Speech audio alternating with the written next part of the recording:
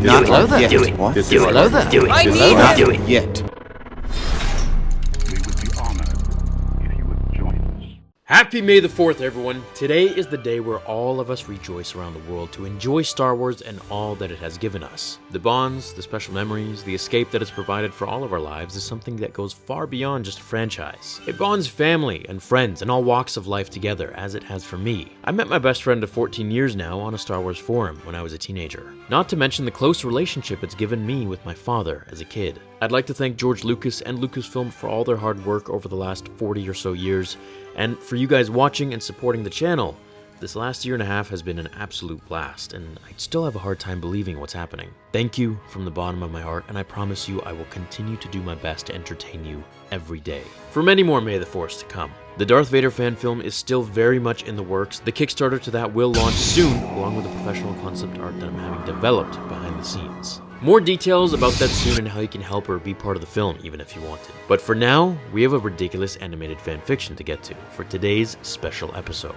So without further ado, I give you, what if Count Dooku survived?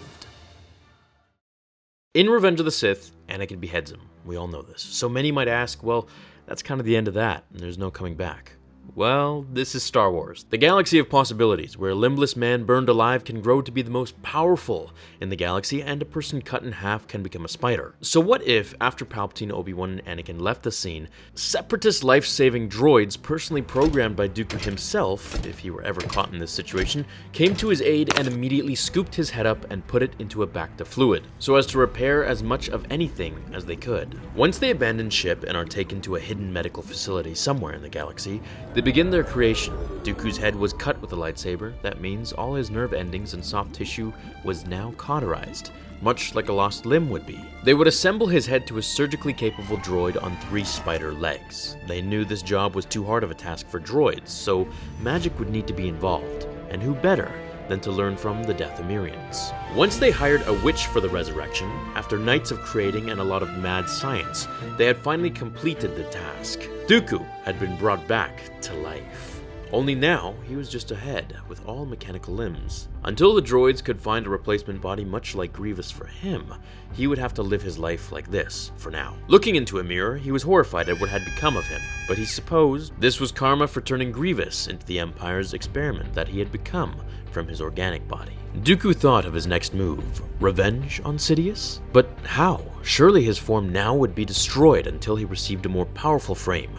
At least, the only way to get revenge is to go to the Jedi Council immediately and turn himself in, to tell everyone about the Sith Lord under their very noses. Commanding his droids to fly him to Coruscant and to the Jedi Temple, our events bring us to this scene right here, where Anakin is standing before the council as they discuss his allegiance to the Chancellor. As Mace Windu says, "You are on this council, but we do not master Dooku." As Count Dooku crawled in through the window, all Jedi Masters ignited their lightsabers as the Count raised his spidery legs and pledged his surrender, making sure not to make eye contact with Anakin, who looked horrified yet ready to do the deed again. Dooku moved to the center of the room. Masters, my old friends, I have come back from the dead through miraculous ways I dare not speak of in this holy council. But I have returned to do what I should have so long ago when my Qui-Gon died. You see, I was so sad and upset you fools sent Qui-Gon and his apprentice to fight the Sith Lord for all you knew of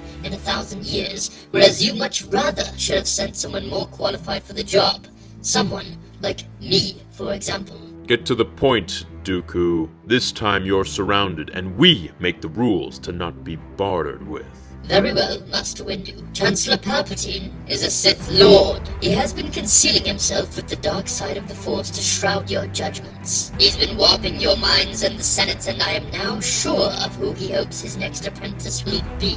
And he stands before you. As he looked to Anakin's eyes, finally smiling, Anakin was disgusted. Dooku held out a leg, or hand, where a hologram of him and the hooded Darth Sidious spoke about how he was the Senate, tapes on orchestrating the assassination attempts on Padme's life, the diabolical plans for a massive planet killer somewhere in space, and other incriminating topics.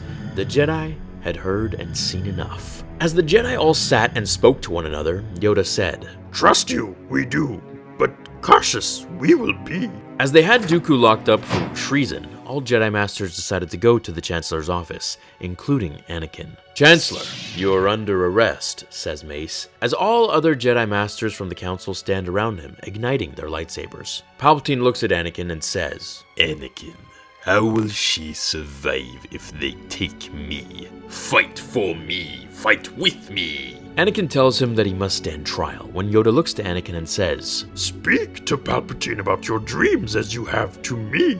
You did. Save Padme, will you? The dark side creates nightmares to those in fear of losing what they cherish. A trick the Sith Lord played on you.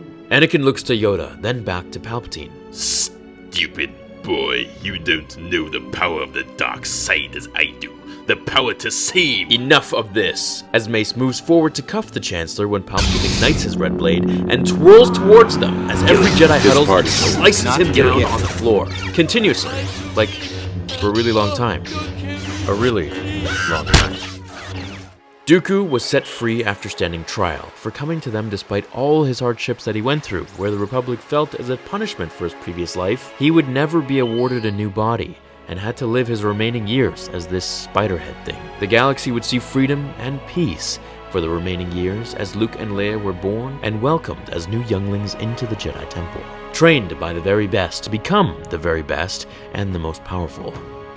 That is, until eventually, Snoke would rise from the unknown regions to claim the throne of the galaxy, and he would start with the Jedi Temple on Coruscant.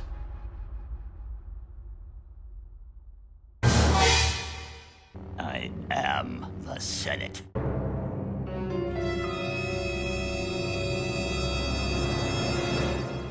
Do it. Well, thanks for watching, guys. This was a really weird and kind of funny fan fiction. I just hope you guys had fun with it and enjoyed and laughed a little bit with me. So thank you for watching. I will see you all in the next episode of Star Wars Theory. If you enjoyed this video, please hit that thumbs up button.